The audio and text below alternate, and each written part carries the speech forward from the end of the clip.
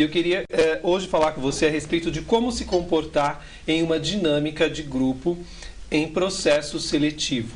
Nós iniciamos a semana, segunda-feira é um dia que as pessoas começam o regime, começam a bater na porta das empresas, alguns enviam por e-mail o seu currículo. Eu queria que você falasse para a gente, quando o candidato ele é convocado, como que funciona essa dinâmica, esse processo seletivo? Normalmente, assim, até por questões de otimização de tempo, as empresas elas têm cada vez mais feito ou entrevistas coletivas ou dinâmicas de grupo. As dinâmicas de grupo, elas têm como objetivo conhecer um pouco mais do candidato, no sentido de saber como que ele interage em grupo, como que ele interage com as outras pessoas, questão de raciocínio lógico. Então, nada melhor do que você ser você mesmo. Porque acho que o maior erro, né, assim, das pessoas, elas tentarem fazer um personagem tentando adivinhar o que a empresa quer, e aí elas tentam fazer algo que não necessariamente reflete o que elas são, né? Por exemplo, esse processo ele costuma ser o mais importante, né, do processo mesmo de avaliação e tudo mais. O que acontece nessa dinâmica? O que de fato é avaliado no candidato? Porque tem uns que estão nervosos e, como você bem colocou, alguns estão ali fazendo um personagem, um tipo, né? E eu queria que você falasse mais desse candidato. Tá. Realmente, eu costumo dizer para as pessoas, eu conduzo também dinâmicas de grupo, né? E normalmente eu falo, eu sei que é um momento que as borboletas sobem do estômago e vão para a garganta, e aí dá a sensação de que você começa até a perder o ar, né? Porque você está nervosa, né? Ou está nervoso. E eu acho que o mais importante é você tentar manter a calma e falar de você. Porque, assim, quando você vai para a sua zona de conforto, que é falar do como você é, sem você ter que inventar um personagem ou criar algo, fica mais natural.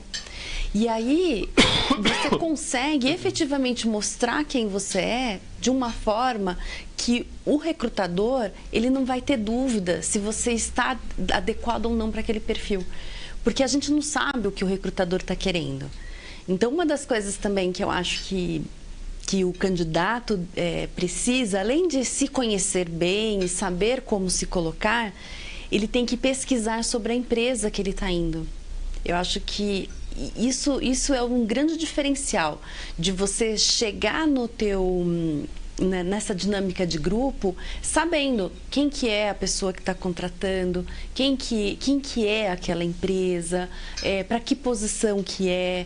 Isso, com certeza, faz você já estar um passo à frente das outras pessoas. Dá para a gente se preparar para uma dinâmica de grupo, né?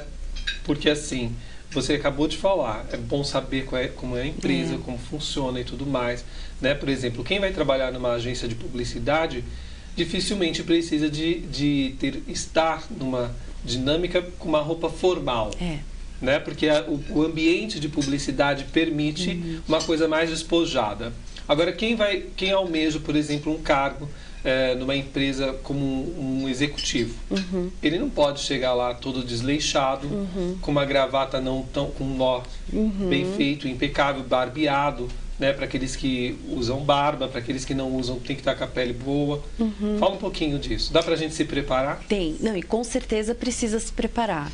Então, normalmente, quando as pessoas elas são chamadas com antecedência para o processo seletivo, e como eu comentei anteriormente, se você puder e tiver a oportunidade de entrar no site da empresa e ver um pouquinho sobre ela, o que ela tem como valor, o que no próprio site você consegue ver esse tipo de informação. E aí você consegue ir mais preparado, tanto em termos de postura, em termos de vestimenta, né? Você pode estar muito bem vestido com uma camisa e uma calça jeans. Sim. Só que, de repente, para aquele processo, para aquela área, para aquela posição, ele exige um terno e uma gravata. né? Então, isso a gente orienta, às vezes, até os candidatos. Às vezes, quando o candidato tem os jovens que participam de programa de trainee, com a gente em recrutamento, quando está no recrutamento e seleção com a gente, eles vêm de uma forma mais despojada. Aí a gente fala, olha, a empresa é dessa forma, eu acho que é importante você ir com um terno, uma gravata, quando você for se apresentar para um executivo ou algo assim. Então, é um diferencial se você prestar atenção nesses pequenos detalhes. Num processo de dinâmica, tem sempre aquele que fala de mais e aquele que fala de menos, né? Como que vocês avaliam essa questão? Eu acho que isso é fundamental. Como que vocês avaliam? Porque às vezes a pessoa ela tem tanto a oferecer para aquela empresa, mas de repente ela não consegue externar isso para fora ali na dinâmica por conta do nervosismo. Eu acho isso uma excelente pergunta. Você sabe que eu vivenciei isso recentemente por uma posição que a gente estava trabalhando para um cliente, onde tinha uma profissional ali que particularmente eu via que ela tinha um perfil muito bom.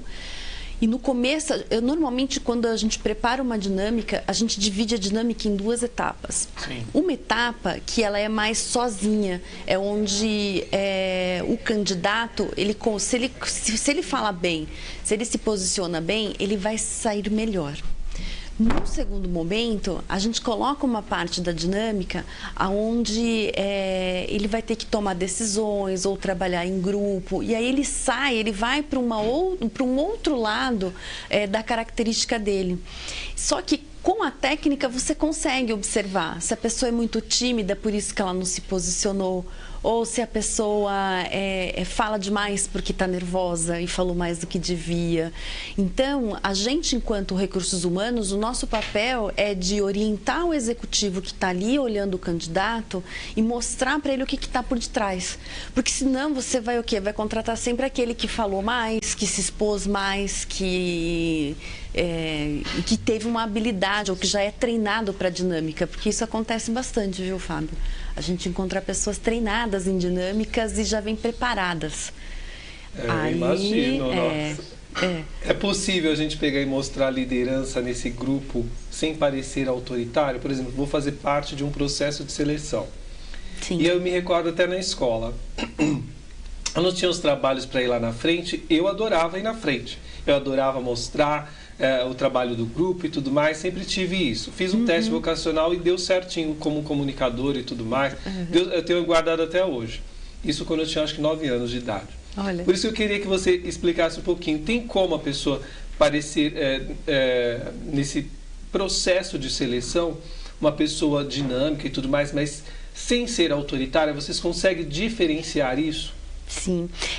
Uma questão que essa questão do autoritário, ela é bastante interessante, porque a gente, quando a pessoa ela já tem a questão de ser líder, ou de ser líder e ter dentro dela características da liderança, quando ela é mais imatura, ela pode passar um lado do autoritarismo forte.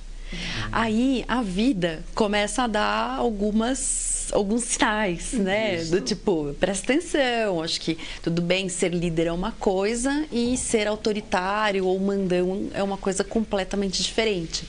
Então a maturidade vai fazendo com que as pessoas elas saibam usar da liderança de uma forma positiva, como uma maneira de inspirar pessoas.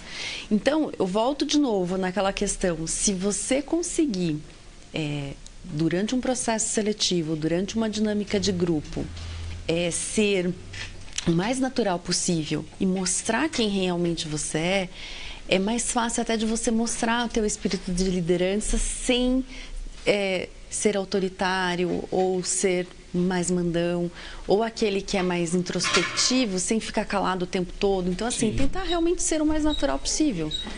Uma das coisas que me chama a atenção, eu estou vendo você está super bem vestida, Não, né? obrigada. Bem vestida mesmo, bonita, tal, enfim, alegre, sempre sorridente, sempre te vejo assim. Obrigada. Mas eu queria que você falasse um pouquinho, porque assim, hoje nós vivemos num mundo em que o modismo ele toma conta. Então eu vejo algumas pessoas indo procurar trabalho, até mesmo aqui na emissora vem com decotão, entendeu? Às vezes a pessoa ela vem de bermuda, né? E o que acontece? Isso me soa estranho, né? Porque eu acho que o trabalho, ele exige, geralmente, na sua grande maioria, uma certa formalidade. Sim. Quais são os erros mais cometidos nesse processo de seleção, incluindo os gestos, os trejeitos, a roupa, porque o corpo fala. O corpo fala, é. Eu acho que o que mais... Essa questão da roupa é algo que às vezes realmente acontece, mas eu, como recrutadora, quando eu vejo que a pessoa é muito jovem, ela não tem ainda a maturidade, às vezes é seu primeiro emprego, a gente dá um toque, fala, olha, talvez para você ir para uma próxima etapa com um cliente, seria importante você ir com uma roupa, com uma camisa, com uma calça, não usar bermuda, não usar uma saia tão curta, ou uma calça jeans rasgada. Nem uma leg, né? Nem leg. Tem umas moças que só por Jesus, gente, vai com uma leg, entendeu? Aí fica aquela coisa. A gente está falando de uma maneira assim divertida e tudo, mas isso é para chegar até você a informação. Porque às vezes você tem um currículo bacana, porém você não tem a postura que aquela empresa, que aquela seleção exige, né? E uma seleção de grupo você é avaliado desde a hora que você entra na sala até a hora que você sai, né? É tudo, é desde a roupa, é como você se coloca, como você se expressa através até de um olhar, né? Como a gente disse, o corpo fala. E eu tenho uma questão que agora, por conta da tecnologia, até em relação ao celular, tem candidato que não tira o celular da mão. Está fazendo entrevista ou está na dinâmica de grupo, ele acha que quem está conduzindo não percebe, mas pega o celular, olha, tudo bem, é uma olhadinha só, mas... claro, ali não é o momento. Não é o momento, né? Se for algo extremamente urgente, avisa antes de entrar, olha, eu estou com uma situação muito crítica, pode ser, porque a dinâmica de grupo ela demora, Fábio, ela demora às vezes 3 horas, 4 horas. Então, nada que é combinado, não tem problema. Você acaba não... fica até elegante da sua parte, né? De você falar, olha, eu vou dar uma olhadinha, mas é que eu realmente estou com uma situação delicada. Para a gente finalizar, porque o tempo infelizmente é curto, qual o limite entre a formalidade e a informalidade dentro de um processo de seleção? É uma excelente pergunta. Ainda mais assim, eu acho que você tem que saber até onde você pode ir, ou até onde que aquela... Porque, assim, às vezes a dinâmica de grupo ela acaba sendo informal, tá? E de propósito. Então, é para ver até reconhecer, exato. É onde a pessoa vai, né? Então, às vezes, na própria informalidade, a pessoa esquece, ela abre a bolsa, pega os chicletes, começa a mascar chicletes e vai, conversa com um, conversa com outro, e daqui a pouco começa a falar mais alto. Então, acho que, assim, é estar atento o tempo todo e lembrando que você está sendo avaliado. E uma questão também que é, você enquanto candidato, é importante que você também avalie quem está te contratando. Sim, com certeza. Porque a gente tem que buscar algo, obviamente, a gente precisa trabalhar, mas tem que ser algo prazeroso, que te traga felicidade, né? Então, conhecer quem está te contratando... É tão importante quanto você mostrar quem você é durante o processo seletivo. Para a gente finalizar, eu queria que você fizesse um resuminho do que a Codex RH oferece para quem está nos assistindo. Tá. Então, nós somos uma consultoria de recursos humanos. A gente atua auxiliando empresas, nós focamos o nosso público para pequenas e médias empresas, para ajudar os empresários, os donos realmente de empresa a fazer essa gestão de RH de uma forma mais estratégica. Normalmente eles já possuem um RH onde faz folha de pagamento, admissão, a gente entra na estratégia do negócio. Otimização de processo, recrutamento e seleção de uma forma mais estratégica, com foco nas competências, avaliação de desempenho, uma gestão da remuneração. Você tem que, além de você avaliar, você tem que remunerar bem as pessoas e dar oportunidades de crescimento, porque não é só salário que segura funcionário. É verdade. Né? Então, e para o dono da empresa ficar com um turnover, uma rotatividade muito grande de funcionário, isso é prejuízo.